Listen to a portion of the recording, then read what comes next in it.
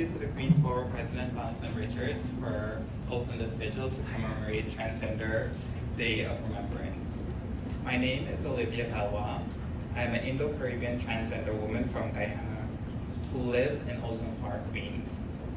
I am a community advocate with the Caribbean Equality Project, a Queens-based community organization that empowers, advocates for, and represents Afro and Indo-Caribbean, lesbian, gay, bisexual, transgender, gender nonconforming, and queer Caribbean immigrants in New York City.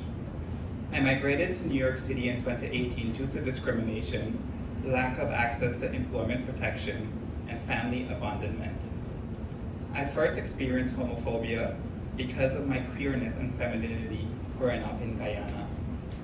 I've escaped a toxic relationship and survived intimate partner violence from the one person whom I thought would have kept me safe from the horrific homophobic society in my home country. To this day, I live with that fear and trauma of what I've experienced as a young queer kid learning to navigate my intersectional identities. I've always expressed my gender expansiveness freely, but this beautiful part of who I am became a source of public harassment that eventually led to physical and sexual abuse. The police rejected my reports of the violence and daily taunts due to a lack of human rights laws and protection for LGBTQ+ people in Guyana. I knew I wasn't safe in my beautiful country, and if I wanted to live, I had to leave for my safety. Learning about the struggles of obtaining a visa, I experienced suicidal thoughts because I could no longer go through the torment and discrimination I was enduring. I knew my life was worth living for, so I applied for the visitor's visa to the United States. On my first attempt, I got it approved. And I knew that visa was my ticket to freedom.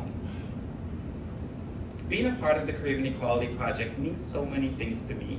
It strongly affirms my identity as a beautiful Indo-Caribbean transgender woman while accessing community spaces like our Unchained Caribbean LGBTQ+ support group and immigration services as an asylum seeker.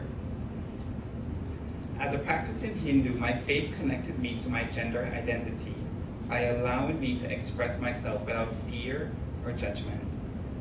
My Hinduism fostered acceptance for my transness.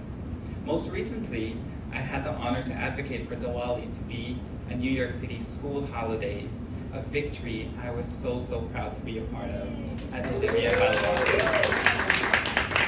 Today, I get to tell my story and advocate for other members of the transgender Caribbean community, which gives me so much joy and happiness.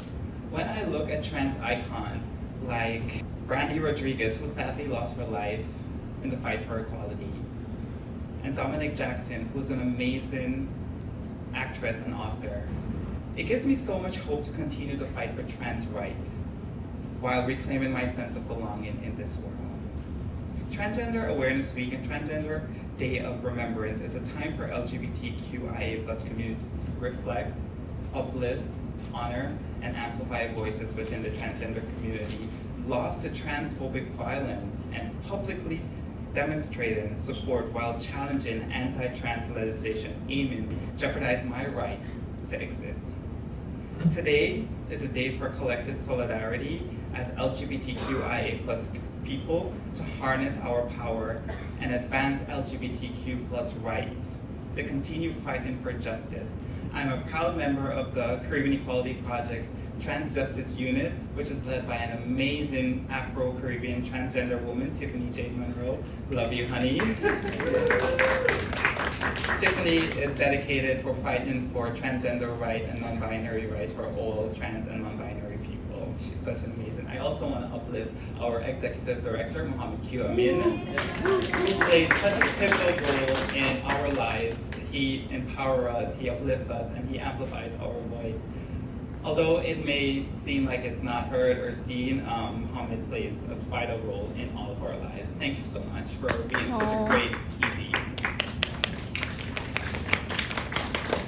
Gwendolyn Ann, the founder of Transgender Day of Remembrance, once said, With many seeking to erase transgender people, sometimes in the most brutal ways possible, it is vitally important for those we lose are remembered and continue to fight for justice. Today, as an immigrant, as an asylum seeker, as a transgender woman, I am proud to be a part of the fight for collective liberation. We will not be erased.